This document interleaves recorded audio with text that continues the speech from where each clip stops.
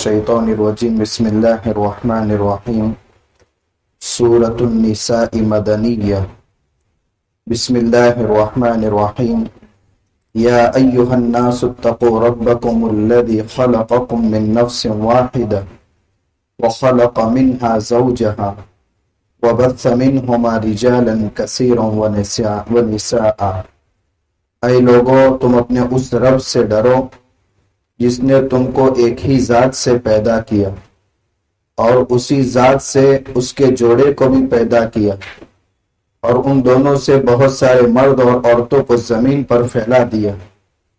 اور ڈرو تم اپنے اس اللہ سے جس کا نام لے کر آپس میں ایک دوسرے سے اپنے حق کا سوال کرتے ہو، اور رشتہ داروں کی رشتہ داری توڑنے سے بھی بچو، بے شک اللہ تم پر نگہبان ہے۔ یہ قرآن کریم کی نمبر کے اعتبار سے چوتھے نمبر کی صورت ہے۔ اس سے پہلے سورہ فاتحہ، سورہ بقرہ اور سورہ آل عمران، 3 سورتوں کا تذکرہ ہو چکا ہے۔ یہ چوتھے نمبر کی صورت ہے۔ اس صورت کا نام سورۃ النساء ہے۔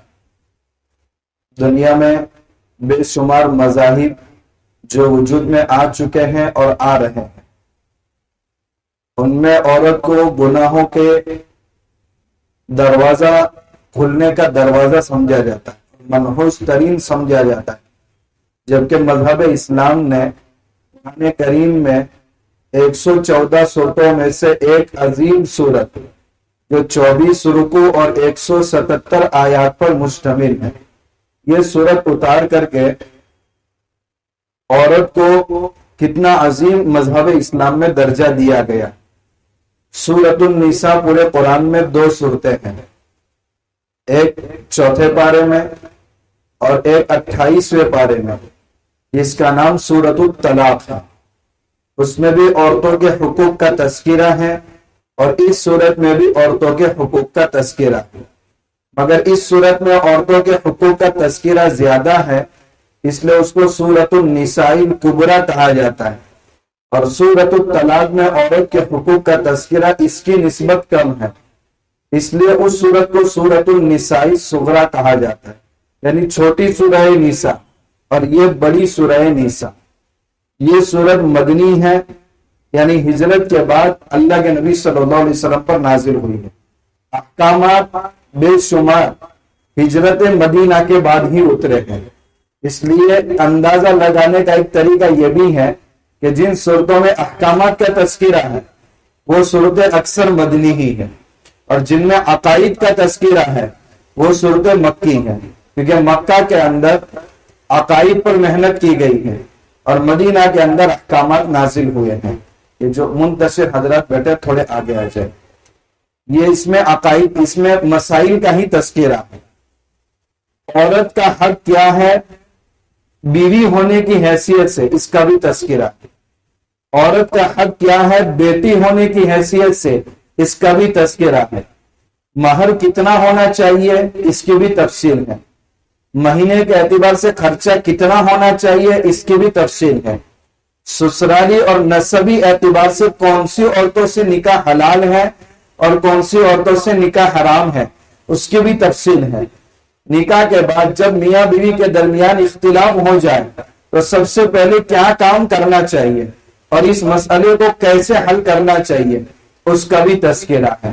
یعنی اس صورت کے اندر بہت سارے احکامات، اور ان میں زیادہ احکامات عورتوں سے متعلق ہیں، اور میراث کا تذکرہ بہت تفصیل سے اس کے اندر بیان کیا گیا، کیسے یتیم بچی کے اوپر ظلم ہوتا تھا، کیسے عورت اور نابالغ بچوں اور بچیوں کو میراث نہیں دی جاتی تھی، اور اسلام نے آ کر ان کا حق بتایا، اور اس کا تذکرہ اس صورت کے اندر کیا گیا ہے تفصیلات کے ساتھ۔ وہ آگے جیسی آیت آتی رہے گی وہ احکامات آتے۔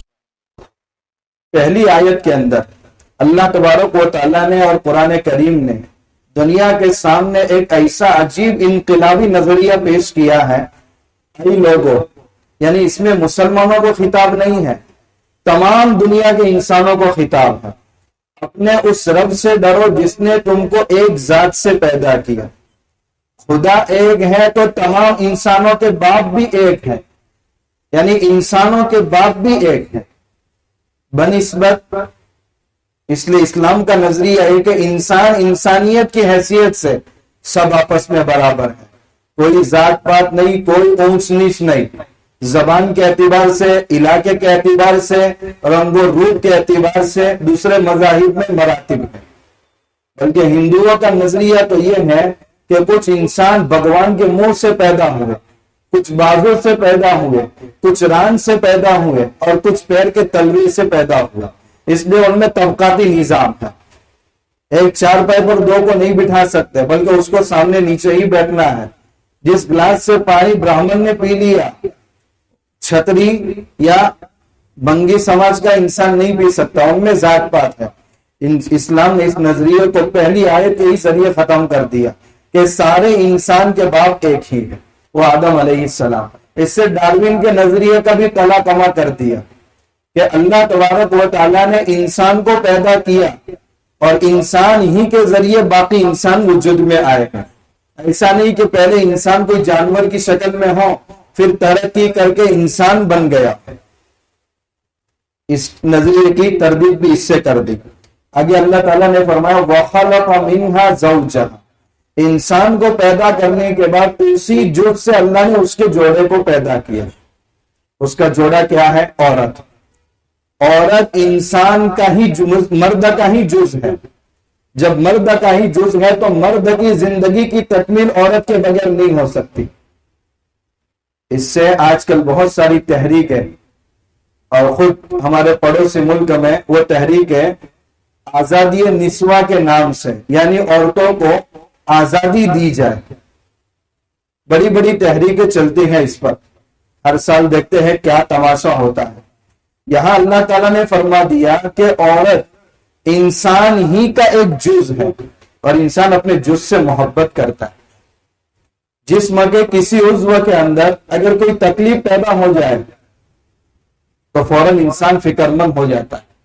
انسان کی اولاد خود انسان کا ایک جز ہے, ان کے بارے میں انسان کتنا فکر مند رہتا ہے.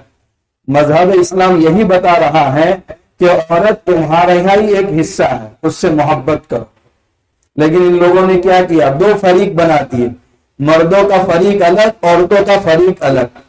جب دونوں فریق بن گئے تو آپس میں دونوں کا جھگڑا پیدا ہو گیا, نفرت پیدا ہو گئی. تو ان تحریکوں کے ذریعے نفرت بھی وجود میں آئی ہے, محبت وجود میں نہیں آئی. آج تک حقوق کا مطالبہ ہو رہا ہے, جبکہ ایک ہی لفظ میں اللہ تعالیٰ نے فرما دیا کہ عورت کو بھی اللہ تعالیٰ نے انسان ہی کا ایک جز بنایا اور اس کی زندگی کی تکمیل کا ذریعہ بنایا. پھر آگے اللہ نے فرمایا وَبَثَّ مِنْهُمَا رِجَالًا كَثِيرًا وَنِسَاءً. اللہ نے اس جوڑے کے ذریعے بہت سارے مرد اور بہت ساری عورتوں کو اس سرزمین پر پھیلا دیا. آگے اللہ تعالیٰ فرماتے اس اللہ سے ڈرو جس کا نام لے کر کے تم اپنے حقوق کا سوال کرتے ہو. یعنی کوئی آدمی آپ کا حق نہیں دے رہا ہے تو آخری درجے میں آپ کیا کہتے ہیں؟ اللہ کا واسطہ. یعنی وہ اللہ کا نام استعمال کر کے اپنا حق کا مطالبہ کرتے, اس اللہ سے ڈرو. والارحام, اور رشتہ داریاں آپس میں توڑنے سے اللہ سے ڈرو. یعنی رشتہ داروں کی رشتہ داریاں نبھانا یہ بھی اللہ کا ایک بڑا حکم ہے. اللہ نے اس کو جوڑنے کا حکم دیا. چاہے کوئی آپ کا رشتہ آپ سے توڑے مگر آپ کا حق یہ ہے کہ آپ اس سے رشتہ جوڑے. بہت سی مرتبہ انسان یہ سوچتا ہے کہ میرا بھائی ہے, میں بات کرنا چاہتا ہوں مگر میرے سلام کا جواب ہی نہیں دے رہا. آپ نے سلام کر دیا, آپ نے اپنا حق ادا کر دیا. جب بھی راستے میں ملے آپ سلام کرتے رہو. جواب نہ دے رہا ہے اس کا گناہ اس کے اوپر ہے, مگر آپ کا حق یہ ہے کہ آپ نے اپنا حق پورا کرنا ہے. اگر اللہ تعالیٰ فرماتے بے شک اللہ تمہارے اوپر نگہبان ہے. پھر آگے یتیموں کے بارے میں, یتیموں کی پرورش کرنی چاہیے, یتیموں کی کفالت کرنی چاہیے. اگر بھائی کا انتقال ہو گیا اور بچے یتیم ہو گئے تو اپنی نگرانی کے اندر ان کی تربیت کرنی چاہیے. جب باپ نہیں ہوتا یا ماں نہیں ہوتی تو وہ بچے بغیر تربیت کے بڑے ہوتے, ان کی کوئی تربیت اور دیکھ بھال کرنے والا نہیں ہوتا. صحابہ کرام کا مزاج تھا. غزوہ احد میں 70 صحابہ شہید ہوئے, ان کے بچوں کا کیا حال ہوگا. اللہ کے نبی صلی اللہ علیہ وسلم اولاً شریعت کا مزاج کیا تھا؟ بیواؤں کو راشن بانٹنے کا نہیں تھا بلکہ بیواؤں کو شوہر فراہم کرنے کا تھا. جب بیوہ کو شوہر مل گیا تو زندگی بھر کا خرچہ اس کا اٹھانے والا مردہ مل گیا۔ اللہ کے نبی صلی اللہ علیہ وسلم یہی تلاش کر کے دیتے تھے، جب ذمہ داری سنبھالنے والا مل گیا اس عورت کا گزارا آسانی سے ہو جائے گا۔ لیکن اگر یہ چیز پیدا نہیں ہوئی تو پھر آپ کو زندگی بھر راشن بانٹنا نہیں پڑے گا۔ یتیموں کی کفالت یہ بہت بڑی عبادت ہے۔ ایک صحابی آئے اور کہا یا رسول اللہ میرا دل بہت سخت ہو گیا، تو آپ صلی اللہ علیہ وسلم نے فرمایا یتیموں کے سر پر ہاتھ رکھا کر، یعنی ان کے سروں پر ہاتھ پھیرا کر، مطلب صرف ہاتھ رکھ کر چلے جانا نہیں ہے بلکہ ان کی تربیت کا خیال رکھنا ہے، ان کی دیکھ بھال کرنا ہے، اپنی کفالت میں لانا ہے۔ لیکن اب جب یتیم آتا ہے تو اس کے والد کا اگر انتقال ہوا ہے تو والد جو مال چھوڑ کر کے گئے ہیں اس کی نگرانی بھی وہی شخص کرے گا جو یتیم کی نگرانی کر رہا ہے۔ لیکن یہاں دل میں لالچ آ جاتی تھی تو قرآن نے ایک مزید حکم دیا، یتیموں کو ان کا مال ان کے حوالے کر دو، تب جب وہ بالغ ہو جائے، سمجھدار ہو جائے، اس وقت ان کے حوالے کرنا ہے۔ وَلَا تَتَبَدَّلُوا الْخَبِيثَ بِالطَّيِّبِ، اور اپنا گھٹیا مال ان کے حوالے کر کے ان کا اچھا مال خود مت لو۔ اس کا بھی خیال رکھنا بہت ضروری ہے کہ ان کے لیے اب جب وہ بڑے ہو گئے ان کے لیے گیہوں خریدے ہیں، اپنے لیے بھی گیہوں خریدے ہیں، مگر اب ان کی ملکیت کے اندر اپنی کم قیمت کے گیہوں دے رہے ہیں کیونکہ معاملہ مکسنگ کا چل رہا تھا۔ یتیم اپنے ہی گھر میں ہے تو کھانا اس کے لیے الگ سے نہیں پکے گا، لیکن شریعت نے کہا کہ بھائی اپنا کمتر مال اس کو دے کر بدلے میں اچھا مال تم مت لو، بلکہ یتیم کا اس موقع پر خیال رکھو۔ وَلَا تَأْكُلُوا أَمْوَالَهُمْ إِلَىٰ أَمْوَالِكُمْ، ان کے مالوں کو اپنے مالوں کے ساتھ ملا کر مت کھاؤ۔ اس کا مطلب یہ نہیں ہے کہ ان کا کھانا الگ پکاؤ، ورنہ اگر یتیم کا کھانا الگ پکانا شروع کیا اور کافی مقدار میں بچ گیا تو ان کا مال ضائع ہو۔ یا مطلب یہ ہے کہ ایسا نہ ہو کہ تم اپنا مال کم ملاؤ اور یتیموں کا زیادہ ملاؤ اور اس میں تم برابر کے حصے دار رہو، ایسا نہیں ہونا چاہیے، بلکہ احتیاط کے ساتھ اِنَّهُ كَانَ حُوبًا كَبِيرًا، اگر تم نے یتیموں کا مال زیادہ استعمال کر کے خود بھی استعمال کر لیا تو یہ بہت بڑا گناہ ہے۔ پھر زمانے جاہلیت میں ہوتا کیا تھا، اگر یتیم بچی کسی کے پرورش میں ہے تو یتیم بچی جب بڑی ہو جاتی تھی تو وہ شخص اس یتیم بچی سے نکاح کر لیتا تھا۔ جب یتیم بچی سے نکاح کر لیا تو یتیم بچی کا باپ کا سارا مال بیٹھے بیٹھے خود اس کو ملتا تھا، اور اس یتیم بچی کا کوئی سرپرست تھا ہی نہیں، تو اب اس کی مہر کا مطالبہ کرنے والا بھی کوئی نہیں تھا، تو مہر بھی دینا نہیں پڑ رہا تھا اور بیٹھے بٹھائے اس کی وراثت کا مال بھی اس کے پاس آ جاتا تھا۔ تو شریعت نے آگے حکم دے دیا وَإِنْ خِفْتُمْ أَلَّا تُقْسِطُوا، اگر تمہیں خوف ہے کہ یتیم بچیوں کے بارے میں تم انصاف نہیں کر سکو گے، یعنی ان کا مہر ان کے حوالے نہیں کرو گے اور ان کا مال ان کو نہیں دو گے، تو تم ایسی یتیم بچیوں سے نکاح مت کرو۔ فَانْكِحُوا مَا طَابَ لَكُمْ، تمہیں جو عورت اچھی لگے یتیم بچیوں کو چھوڑ کر ان سے نکاح کرو۔ شریعت نے تمہیں 4 تک آزادی دے رکھی ہے۔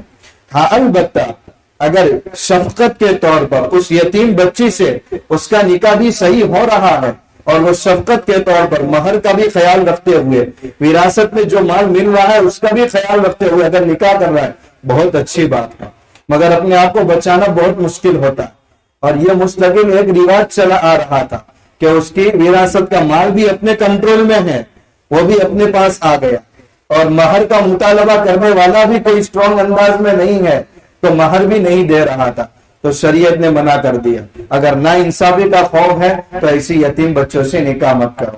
آگے تمہارے لیے دوسری عورتوں سے نکاح کرنے کا شریعت نے اختیار دیا ہے، 1 سے لے کر 4 تک۔ دنیا میں کوئی مذہب ایسا نہیں ہے جس میں تعدد ازواج یعنی 1 سے زائد نکاح کرنے کا رواج اور حکم نہ ہو۔ دنیا میں کوئی مذہب اس سے خالی نہیں ہے، اور جنہوں نے اس پر پابندی لگائی تو غیر قانونی طور پر تعدد ازواج کا سلسلہ ایسا خطرناک روپ اختیار کر گئے کہ بعد میں چل کر یہ قانون ہٹانا پڑا۔